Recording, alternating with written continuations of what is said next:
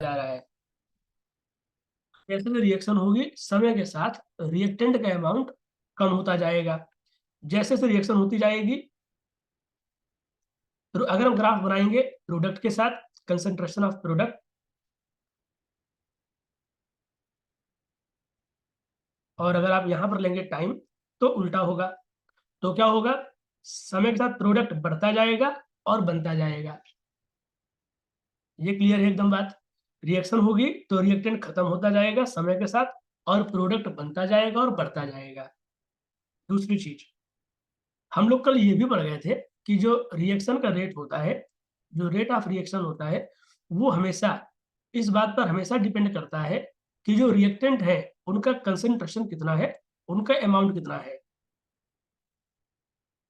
Concentration of reactant हमेशा depend करता है। कोई एक दो एक्सेप्शन वो अलग बात है, अदरवाइज अगर रिएक्शन होगी तो कंसंट्रेशन पर हमेशा रेट डिपेंड करेगा। रिएक्शन की स्पीड इस बात पे हमेशा डिपेंड करेगी कि रिएक्टेंट कितना लिया गया है। अब देखिए, इसका मतलब ये होगा कि अगर हम एक ग्राफ बनाएं किसी रिएक्शन के रेट में,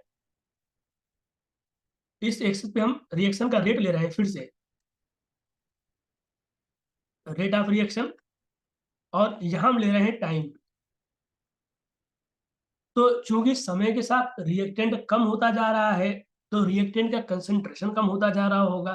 तो पक्का है समय के साथ रिएक्शन की स्पीड भी कम होती जाएगी।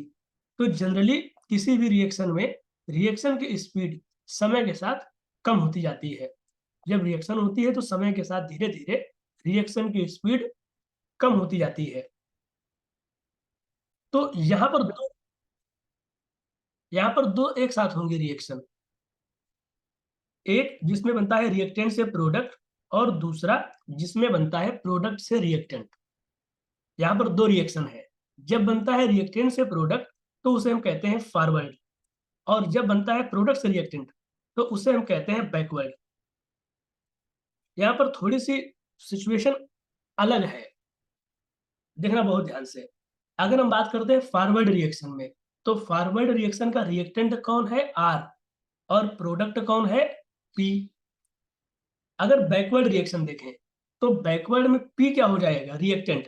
भाई बैकवर्ड में तो पी रिएक्शन करके आर बना रहा है ना, तो बैकवर्ड में पी क्या हो जाएगा, रिएक्टेंट, और आर क्या हो जाएगा, प्रोडक्ट। हमने अभी देखा था पीछे ग्राफ में कि समय के साथ प्रोडक्ट का अमाउंट बढ़ता है। यहाँ थोड़ी सी मतलब कॉन्सेप्ट बढ़िया समझने के लिए है, और एक बार समझ में आ गया तो फिर भूलने काम नहीं रहता है।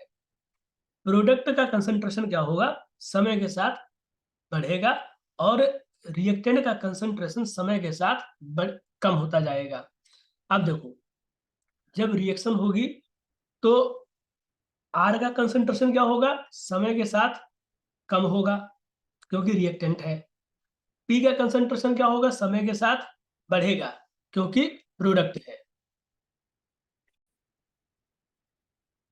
क्या मतलब है कि समय के साथ फॉरवर्ड रिएक्शन के रिएक्टेंट का कंसंट्रेशन बढ़ेगा, सॉरी, समय के साथ फॉरवर्ड रिएक्शन के रिएक्टेंट का कंसंट्रेशन कम होगा, लेकिन बैकवर्ड रिएक्शन जिसका रिएक्टेंट पी है उसका कंसंट्रेशन क्या होगा, बढ़ेगा। समय के साथ आर का कंसंट्रेशन कम होता जाएगा जैसे जैसे टाइम बीतेगा। टाइम बढ़ने के साथ साथ रिएक्टेंट आर का कंसंट्रेशन कम होता जाएगा। समय के साथ रिएक्टेंट आर का कंसंट्रेशन कम होता जाएगा।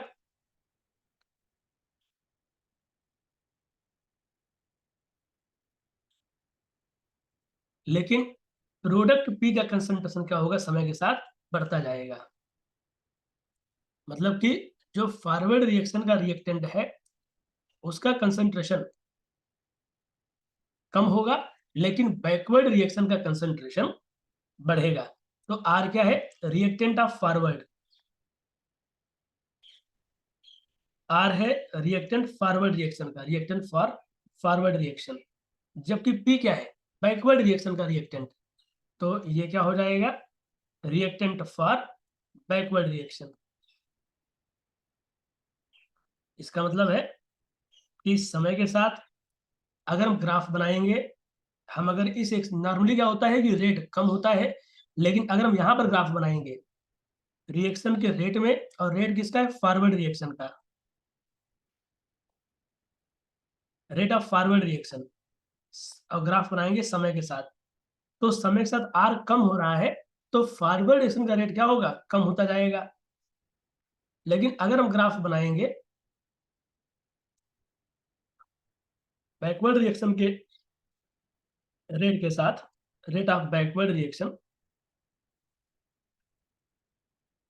तो बैकवर्ड रिएक्शन का जो रिएक्टेंट है पी, वो तो बढ़ता जाएगा, तो पक्का है बैकवर्ड का रेट क्या होगा? बढ़ता जाएगा।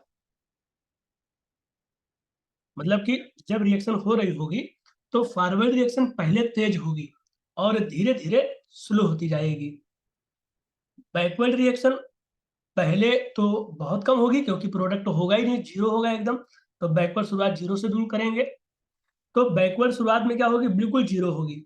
लेकिन जैसे जैसे टाइम बीतेगा बैकवर्ड रिएक्शन का रिएक्टेंट बढ़ता जाएगा, तो बैकवर्ड रिएक्शन का रेट बढ़ता जाएगा। इसका मतलब है जब फॉरवर्ड रिएक्शन समय के साथ धीरे हो रही है, कम हो रही है, बैकवर्ड बढ़ती जा रही है, तो एक कंडीशन ऐसी भी तो आएगी जिस कंडीशन पर फॉरवर्ड और बैकवर्ड दोनों के रेट इक्वल हो जाएंगे। तो इसी ग्राफ को हम बनाते हैं कंबाइन करके कुछ इस तरह से।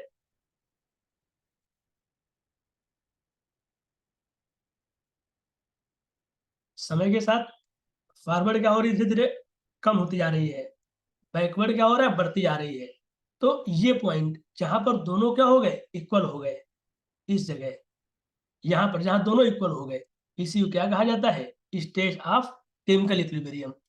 जिस कंडीशन पर फॉरवर्ड और बैकवर्ड दोनों रिएक्शन की स्पीड बराबर हो जाती है, उस स्टेज को रिएक्शन का केमिकल इक्विलिब्रियम कहते हैं। जिस कंडीशन पर फॉरवर्ड और बैकवर्ड दोनों के रेट इक्वल हो जाते हैं, उसे हम लोग केमिकल इक्विलिब्रियम की स्टेज कहते हैं। ठीक है, बस ली गई रिएक्शन N1A प्लस N2B से बनेगा N3C प्लस N4D। दो रिएक्शंस हैं, फॉरवर्ड में A और B रिएक्टेंट है और C और D प्रोडक्ट है, बैकवर्ड में C और D रिएक्टेंट है, A और B प्रोडक्ट है। तो एक बार लिखेंगे रेट ऑफ फॉरवर्ड रिएक्शन। तो जब हम लोग फॉरवर्ड रिएक्शन लेंगे तो फॉरवर्ड रिएक्शन में कौन रिएक्टेंट है? ए और बी, तो क्या हो जाएगा? ए के एक्टिव मास की पावर 1 और बी के एक्टिव मास की पावर n1, मतलब ए के साथ n1 तो ए की पावर n1, बी के साथ n2 तो बी की पावर n2। हम जानते हैं जब भी कभी हटता है तो आता है कांस्टेंट टेक, हम उसे बोल देते हैं kf।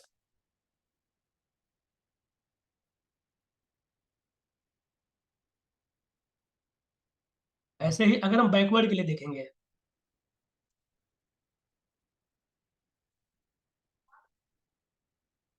तो देखो बैकवर्ड रिएक्शन में क्या होने, कौन होंगे रिएक्टेंट? सी और डी। तो एक्टिव मास सी की power n3, active mass D की पावर क्या हो जाएगा? n4। हटेगा, आ जाएगा कांस्टेंट जिसे हम कहेंगे kb।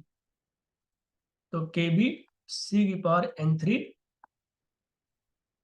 और d की पावर n4। जहाँ kf और kb क्या है? जो kf और kb है इनको हम कहते हैं कि रेट कांस्टेंट है, जो कि रिएक्शन की स्पीड से आए हैं। So they are the rate constant of forward and backward reaction. तो इक्वल कर देंगे तुरंत। इक्विलिब्रियम पर क्या होगा? इक्विलिब्रियम पर दोनों इक्वल होंगे, मतलब कि rate of forward equal to rate of backward. इनके वैल्यू पुट कर देंगे। आर एफ क्या आया था? के एफ ए की पावर n1 बी की पावर n2, और ये क्या आया है? के बी सी की पावर n3 और डी की पावर n4। सॉल्व कर लें तो के एफ इधर ले आए, के बी उधर ले आए, उधर सारे एक्टिव मास भेज दें। सी की पावर n3 डी की पावर n4 डिवाइडेड बाई ए की पावर n1 बी की पावर n2। आ जाएगा नया कांस्टेंट, दोनों ही कांस्टेंट है, आ जाएगा C की पावर n3,